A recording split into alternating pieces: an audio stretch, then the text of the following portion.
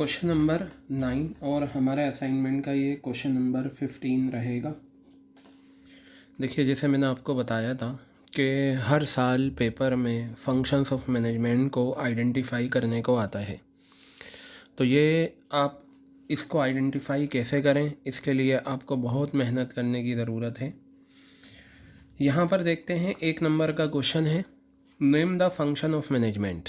यानी कि आपको फंक्शन ऑफ मैनेजमेंट बताना है, उसका सिर्फ नाम बताना है, जो हेल्प करता है फॉर्मुलेशन ऑफ फ्यूचर प्लान्स।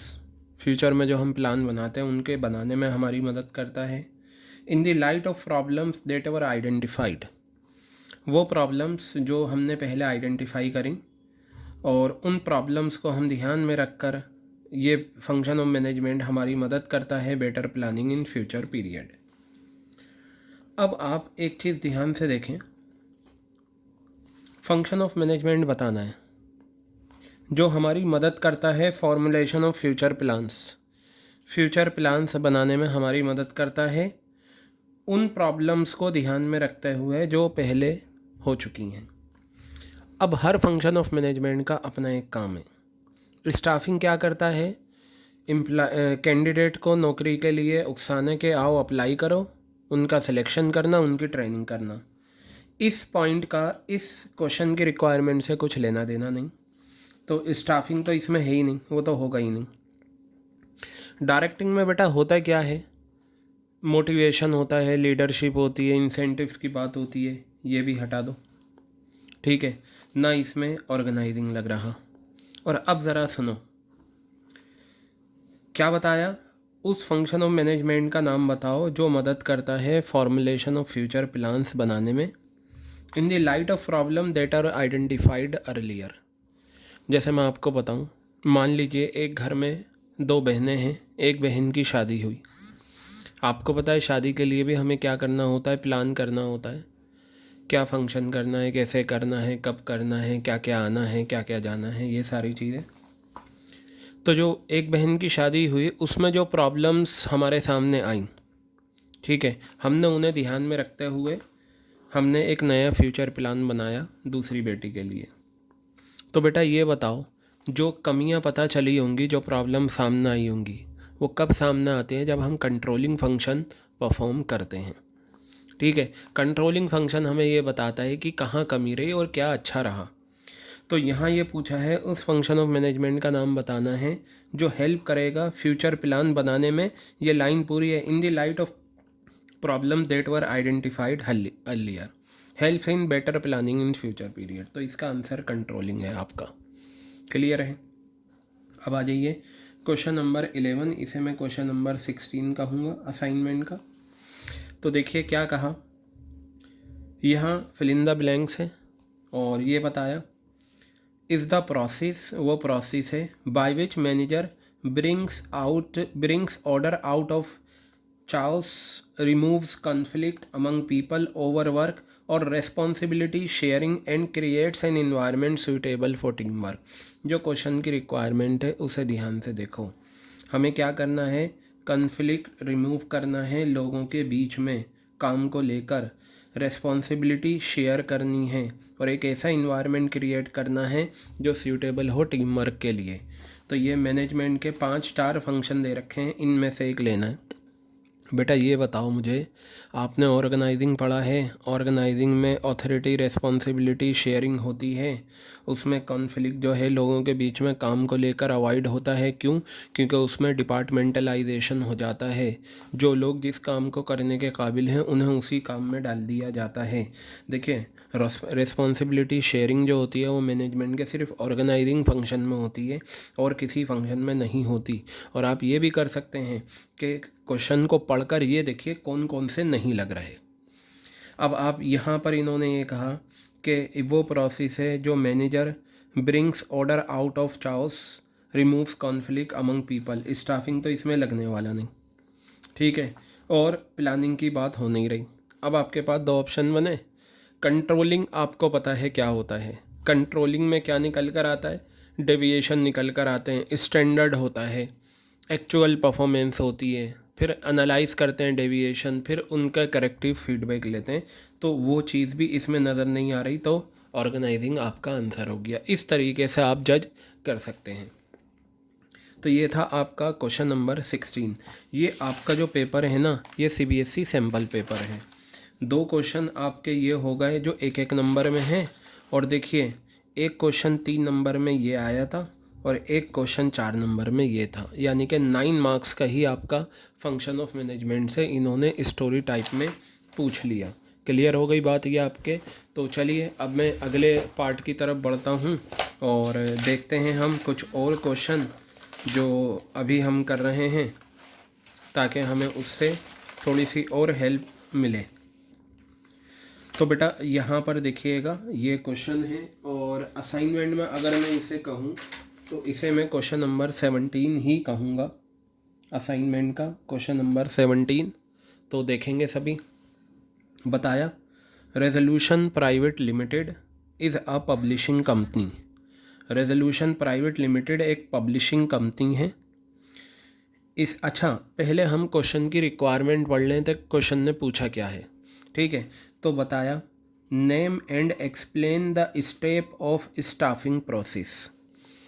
देखिए क्वेश्चन की स्टोरी पढ़ने से पहले क्वेश्चन पढ़ना इसलिए ज़रूरी है कि जब आप क्वेश्चन पढ़ेंगे तो आपको पता चल जाएगा कि ऊपर का जो क्वेश्चन है, स्टोरी है, वो किस टॉपिक से है। जैसे यहाँ पूछा name and explain the step of staffing process which has not been performed properly. तो अब जब आप एग्ज़ाम देंगे उस टाइम आपका दिमाग सिर्फ और सिर्फ स्टाफिंग प्रोसेस को लेकर घूमेगा, ठीक है, पूरे सिलेबस को लेकर नहीं। तो आपको वो स्टेप बताना है स्टाफिंग प्रोसेस का, उसका नाम भी बताना है और उसे एक्सप्लेन भी करना है जो ऊपर प्रॉपरली परफॉर्म नहीं हुआ। तो देखते हैं। और दूसरा क्या है, state the next 2 stages immediately following the step identified in part A. ऊपर जो ए पार्ट में स्टेप आइडेंटिफाई होगा उसके बाद के आने वाले 2 स्टेप भी आपको बताने। तो देखते हैं। रेजोल्यूशन प्राइवेट लिमिटेड एक पब्लिशिंग कंपनी है। इसकी जो बुक हैं बिजनेस स्टडीज़ की 12th क्लास की, वो काफ़ी डिमांड में है। नतीजतन क्या हुआ, इसके एम्प्लॉइज़ जो हैं मार्केटिंग डिपार्टमेंट में are always racing against time, time से जुस्तजू हो रही है उनकी। The employees have to work over time, employees को काफ़ी ओवर टाइम काम करना पड़ता है, और छुट्टियों वाले दिन भी उन्हें क्या करना होता है, डिमांड को पूरा करने के लिए काम पर आना पड़ता है। मैनेजर जो हैं मार्केटिंग डिपार्टमेंट में वो स्ट्रेस में हैं, क्योंकि उन्हें 2 से ज़्यादा टेरिटरीज़ यानी कि 2 से ज़्यादा जगहों पर काम को हैंडल करना होता है। वर्क स्ट्रेस होने की वजह से एम्प्लॉइज़ के बीच में और मैनेजर्स के बीच में डिससेटिस्फेक्शन हो चुका है। ये पैराग्राफ आपने पढ़ा। आगे बताया कि वो स्टेप बताओ स्टाफिंग प्रोसेस का जो परफॉर्म नहीं हुआ। बेटा आपने स्टाफिंग प्रोसेस के बहुत सारे स्टेप्स पढ़े हैं। अब आप दिमाग लगाइए और देखिए कौन कौन से नहीं लग रहा है, फिर आप एक ऐसे पॉइंट पर आ जाएंगे कि हाँ इनमें से एक होगा या यही है। स्टाफिंग प्रोसेस अगर आप देखें तो आपके पास कितने हैं, 8 प्रोसेस हैं, ठीक है। रिक्रूटमेंट तो होगा ही नहीं अगर स्टोरी पढ़ें, क्योंकि रिक्रूटमेंट में क्या होता है, नए एम्प्लॉइज़ को हमें भर्ती करना होता है, सिलेक्शन में उनका सिलेक्शन होता है, फिर उनका प्लेसमेंट होता है, उन्हें ट्रेनिंग परफॉर्मेंस अप्रेजल दिया जाता है। मैं आपको बताऊं ये जो 7 स्टेप हैं ये तो इस स्टोरीज़ में लग ही नहीं रहे। आप ये देखिए ना, एम्प्लॉइज़ को ओवर टाइम काम करना पड़ रहा है, मैनेजर्स को 2 से ज़्यादा टेरिटरीज़ में काम करना पड़ रहा है, ओवर टाइम देना पड़ रहा है, छुट्टियों वाले दिन भी आना पड़ रहा है। इसका मतलब इस ऑर्गेनाइजेशन में रेजोल्यूशन प्राइवेट लिमिटेड में कितने एम्प्लॉइज़ की ज़रूरत है, इसे ढंग से देखा ही नहीं गया। आप ये बताइए ना, जब काम 50 लोगों का है और ऑर्गेनाइजेशन में सिर्फ 30 लोग हों तो ओवर टाइम लगेगा या नहीं, छुट्टियों वाले दिन काम करने आना पड़ेगा या नहीं। तो बेटा इसमें जो स्टेप परफॉर्म नहीं हुआ वो है एस्टिमेटिंग मैन पावर रिक्वायरमेंट। ये परफॉर्म नहीं हुआ, क्योंकि एस्टिमेटिंग मैन पावर रिक्वायरमेंट ये बताता है हमें कितने एम्प्लॉइज़ की ज़रूरत है और कितने टाइप ऑफ एम्प्लॉइज़ की ज़रूरत है। तो ये जो पहला पार्ट है इसमें जो फंक्शन परफॉर्म स्टाफिंग प्रोसेस का जो स्टेप परफॉर्म नहीं हुआ वो क्या है, estimating man power requirement, estimating man power requirement, ये आपका आ गया estimating man power requirements. Clear हो गई बात ये। अब इसके बाद इन्होंने पूछा स्टेट द नेक्स्ट 2 स्टेजेस, यानी कि इसके बाद आने वाले 2 स्टेजेस। तो एस्टिमेटिंग मैन पावर रिक्वायरमेंट के बाद जो आता है वो आता है, एक तो आता है रिक्रूटमेंट और एक आता है सिलेक्शन। ये आ गया, आप एक रिक्रूटमेंट एक्सप्लेन कर देना और एक सिलेक्शन एक्सप्लेन कर देना, आपका ये क्वेश्चन कंप्लीट हो जाएगा। क्लियर हो गई बात। तो यहाँ पर जो एक स्टेप आएगा वो आएगा रिक्रूटमेंट और एक स्टेप जो आएगा वो आएगा आपका सिलेक्शन। क्लियर है बात ये। चलिए अब हम आगे बढ़ते हैं और देखते हैं कुछ और क्वेश्चन इस पे।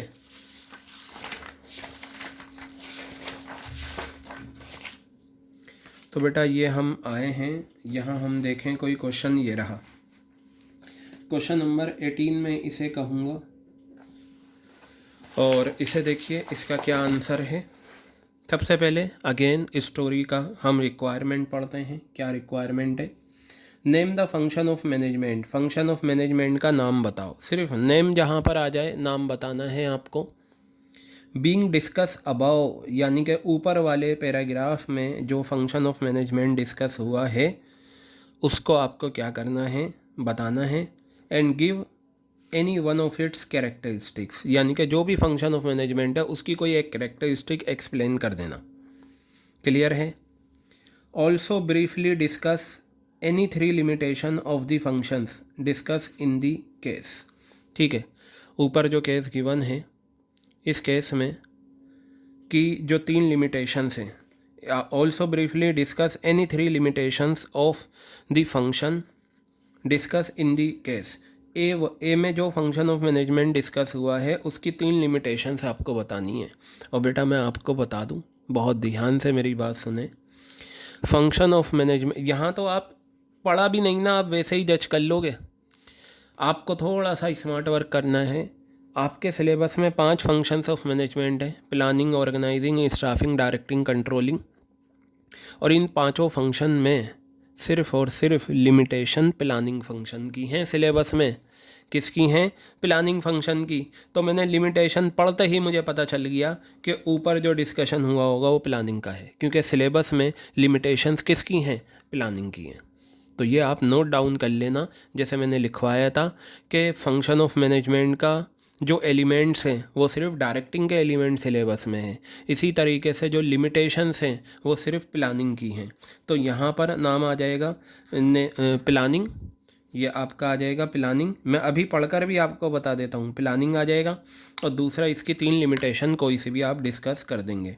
चलिए देखिए, Suhasini a home science graduate from a reputed college has recently done a cookery course. ठीक है, सुहासिनी जो है एक होम साइंस ग्रेजुएट है एक रेप्यूटेड कॉलेज से, उसने एक कुकिंग में एक कोर्स करा। She wish to start her own venture, उसकी ख्वाहिश थी कि उसे एक अपना own venture, venture means business start करना है। बेटा हमेशा याद रखना, किसी भी स्टोरी में अगर ऐसा है ना कि हम ये बिज़नेस स्टार्ट करना चाहते हैं, विश है, इसका मतलब हम प्लानिंग कर रहे हैं। With a goal to provide, goal क्या है हमारा? हेल्थ फूड प्रोवाइड करना है रीज़नेबल प्राइस पर। She discuss her idea with her teacher mentor, जिन्होंने उसे इनकरेज करा। कई सारे ऑप्शन एनालाइज करने के बाद अपने बिजनेस के उसने शॉर्ट लिस्ट करा कुछ option, readymade and ready to make vegetable shakes and sattu milk shake. Then the both weighted and pros and cons, फ़ायदे नुकसान दोनों शॉर्ट लिस्टेड ऑप्शन के। बेटा यहीं से इसे आप आइडेंटिफाई कर लेंगे। She wish to start her own business. अगर हम कोई सा भी बिजनेस स्टार्ट करने की सोच रहे हैं तो वो क्या होता है? प्लानिंग। लेकिन इस क्वेश्चन में हमने ऑलरेडी पहले ही जज कर लिया था जैसे ही इसने लिमिटेशंस पूछी, और वो लिमिटेशन कौन से फंक्शन की बतानी है? जो ए में, पार्ट ए में आइडेंटिफाई किए गया है। तो ये था हमारा क्वेश्चन नंबर 18 असाइनमेंट का, और इसमें क्या निकला? प्लानिंग आपको करनी थी। अब हम कुछ और क्वेश्चन देखते हैं, नए क्वेश्चन अपने। चलिए आते हैं, और यहाँ पर भी हमारा कोई फंक्शन था, उसे भी हम देख लेते हैं। देखिए ये आ गया हमारा एक फंक्शन, क्वेश्चन नंबर 19 में इसे कहूँगा, और ये आपका आया था 2015 में क्वेश्चन, सैम्पल क्वेश्चन पेपर में। सबसे पहले पैराग्राफ पढ़ना है ताकि आपको पता चले कि इसमें आना क्या है। तो बताया, the above discussion is indicating an important function of management. ऊपर जो पैराग्राफ है ये, ठीक है, इसमें एक important function of management discuss हुआ है। उस फंक्शन का नाम बताना है आपको। क्या बताना है? उस फंक्शन का नाम। और ये तो चलो हम बता देंगे। The management function identified in part A part में जो आपने फंक्शन आइडेंटिफाई करा है उसका एक प्रोसेस होता है। आपको क्या करना है? उस प्रोसेस के स्टेप बताने हैं which is discussed in the above paragraph. ऊपर वाले पैराग्राफ में जो डिस्कस हुआ है आपको वो बताना है।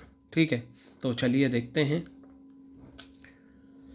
Zenith Limited is a highly reputed company and many people wanted to join this company. कई सारे लोग जो हैं इस कंपनी को ज्वाइन करना चाहते हैं। क्लियर है? एम्प्लॉइज़ जो हैं इस ऑर्गेनाइजेशन के बहुत खुश हैं और उन्होंने डिस्कस करा कि वो किस तरीके से इस ऑर्गेनाइजेशन के कांटेक्ट में आए। जीनत लिमिटेड एक हाईली रेप्यूटेड कंपनी है और कई सारे लोग इस कंपनी को ज्वाइन करना चाहते हैं। इस ऑर्गेनाइजेशन के जो एम्प्लॉइज़ हैं वो बहुत खुश हैं और उन्होंने डिस्कस करा कि वो इस ऑर्गेनाइजेशन के साथ कैसे जुड़े। अमन ने ये कहा जी कि वो इंट्रोड्यूस किया गया था सेल्स मैनेजर जो है इस वक्त का मिस्टर जॉन के थ्रू। बीनू ने ये कहा कि उसने अप्लाई किया था न्यूज़पेपर के थ्रू और अपॉइंट हुआ एचआर मैनेजर। वैभव ने ये कहा जी कि वो ना तो किसी एम्प्लॉइज़ ऑर्गेनाइजेशन के एम्प्लॉइज़ से जुड़ा हुआ है और ना किसी एडवर्टीज़मेंट न्यूज़पेपर में। इवन देन फिर भी he was directly called from IIM Ahmedabad. Vaibhav ने ये कहा कि वो ना तो किसी एम्प्लॉइज़ के रेफरेंस से आया है और ना कोई वैकेंसी निकली थी, लेकिन उसे डायरेक्टली बुलाया गया IIM अहमदाबाद से, जहाँ से वो अपना MBA कंप्लीट करने वाला था। ठीक है, तो बेटा आप ये देखो, इस पैराग्राफ में बात हो रही है कि इनको नौकरी कैसे मिली, और जहाँ नौकरी मिलने की बात आती है वो स्टाफिंग में आता है। तो बेटा ये आपकी जो बात हुई है ये क्या है? आपका स्टाफिंग फंक्शन है। क्या है ये? स्टाफिंग फंक्शन है। और इन्होंने जो बात कही है वो क्या कहा है? Explain the step of this process, यानी कि स्टाफिंग प्रोसेस का वो स्टेप आपको एक्सप्लेन करना है जो ऊपर डिस्कस हुआ है इस पैराग्राफ में। मैंने आपको बताया था कि रिक्रूटमेंट इसमें डिस्कस हुआ है। रिक्रूटमेंट का मतलब क्या होता है? सिर्फ नौकरी के लिए अप्लाई करना। बेनू ने ये कहा कि भाई उसने नौकरी के लिए अप्लाई करा न्यूज़पेपर के थ्रू या ये, तो ये आपका इसका जो आंसर आएगा वो क्या आएगा? रिक्रूटमेंट आएगा। क्या आएगा इसका आंसर? रिक्रूटमेंट आएगा। क्लियर हो गई? इस तरीके से आपको क्या करना है? इन क्वेश्चंस को आइडेंटिफाई करना है। क्लियर हो गई बात? ये था हमारा क्वेश्चन नंबर 11। हाँ, रिक्रूटमेंट हमारा इसका आंसर था। अब हम बात करते हैं एक और क्वेश्चन की तरफ और देखते हैं वो क्या है। इसे मैं असाइनमेंट का क्वेश्चन नंबर 20 कहूँगा। और बेटा ये क्वेश्चन आपके 2018 में आया था। 2018 का जो पेपर था उसमें ये क्वेश्चन आया हुआ है। अब देखिए, क्वेश्चन की जो स्टोरी है उसको पढ़ने से पहले हम ये देखते हैं कि हमारे क्वेश्चन की रिक्वायरमेंट क्या है। तो ये आ गई आपके क्वेश्चन की रिक्वायरमेंट। देखते हैं। Name the step of staffing process regarding which the company decided to take action. Staffing process का वो स्टेप आपको बताना है और रिगार्डिंग विच, जिसके रिगार्डिंग कंपनी ने डिसाइड करा कि एक्शन लेंगे। और state the benefits of the action to Moga industries limited. चलिए देखते हैं। अब ये क्वेश्चन पढ़ते हैं और हम देखते हैं। Moga industries limited approach a well establish university. Moga industries limited ने अप्रोच करा एक वेल इस्टेब्लिश यूनिवर्सिटी को, जो कहाँ पर है? In the city of Madurai. Recruit करना है qualified personnel for various technical and professional jobs के लिए। इन्होंने सेलेक्ट कर लिया तानिया को, रितु को, गरिमा को, चेतन को, कई सारी वैकेंसीज़ के लिए। तो जब सेलेक्ट कर लिया तो यहाँ पर तो सिलेक्शन है, लेकिन हमें यहाँ पर क्या कहा है, स्टाफिंग प्रोसेस का वो स्टेप का नाम बताना है रिगार्डिंग विच, जिसके रिगार्डिंग कंपनी ने डिसाइड करा एक्शन लेंगे। नीचे आ जाओ। आफ्टर सिलेक्शन एंड प्लेसमेंट, देखिए साफ बात कर दी, सिलेक्शन हो गया, प्लेसमेंट हो गया। मोगा इंडस्ट्रीज लिमिटेड ने ये महसूस करा, felt the need to increase the skills and abilities, skills बढ़ानी है और एबिलिटीज़ बढ़ानी है, और पॉजिटिव एटीट्यूड डेवलप करना है एम्प्लॉइज़ में, ताकि वो अपनी जॉब बेटर तरीके से परफॉर्म करें। कंपनी ने ऑल्सो रियलाइज़ करा कि न्यू स्किल्स को सीखना उनकी जॉब परफॉर्मेंस को इम्प्रूव करेगा, इसलिए कंपनी ने डिसाइड करा कि हम एक्शन लेंगे। बेटा नई स्किल्स को सीखना, और जहाँ नई स्किल्स को सीखा जाता है वो आपका क्या होता है, ट्रेनिंग एंड डेवलपमेंट, ये आ गया। अब आप एक चीज़ ये देखिए ना, क्या कहा, after selection and placement, selection हो गया, प्लेसमेंट, ये देखिए क्या कहा है, after selection and placement, selection हो गया, प्लेसमेंट हो गया, और यहाँ साफ साफ बताया गया है स्किल्स एबिलिटीज़, देखिए आया स्किल्स एबिलिटीज़, ये आ गया। और हमें क्या करना है, यहाँ पर साफ बता रखा है, कंपनी ने डिसाइड करा कि नई स्किल सीखने से परफॉर्मेंस सुधरेगी। तो नई स्किल्स ये रही, आ गई नई स्किल्स, साफ साफ सारी बातें हैं। तो ये ट्रेनिंग एंड डेवलपमेंट इसका नाम है, स्टाफिंग प्रोसेस के स्टेप का ट्रेनिंग, ये आ गया आपका ट्रेनिंग एंड डेवलपमेंट, ठीक है। और बेटा state the benefit of action to Moga industries limited, Moga industries limited को इसके क्या बेनिफिट्स हैं। अब ट्रेनिंग के आप देखिए फ़ायदे, और ट्रेनिंग के जो फ़ायदे हैं वो 2 दे रखे हैं, आगे आपको दे रखा होगा यहाँ पर, ये रही ट्रेनिंग के फ़ायदे मैं आपको बता देता हूँ, ये रहे ट्रेनिंग के फ़ायदे, एक तो एम्प्लॉइज़ को हैं और एक ऑर्गेनाइजेशन को हैं। लेकिन इन्होंने पूछा क्या है, स्टेट द बेनिफिट्स, फ़ायदे बताओ ऑफ द एक्शन, एक्शन क्या था, ट्रेनिंग एंड डेवलपमेंट, किसे, मोगा इंडस्ट्रीज। अब ये तो फर्म हो गई ना, ये तो ऑर्गेनाइजेशन हो गई। तो आपको जो बी पार्ट में इसके आंसर लिखना है वो ट्रेनिंग के जो बेनिफिट्स हैं, ठीक है, ऑर्गेनाइजेशन को वो लिखने हैं। तो आपको ये चीज़ें इसमें लिखनी होंगी। क्लियर हो गई बात ये। तो ये था आपका क्वेश्चन नंबर 20 जो हमने डिस्कस कर लिया।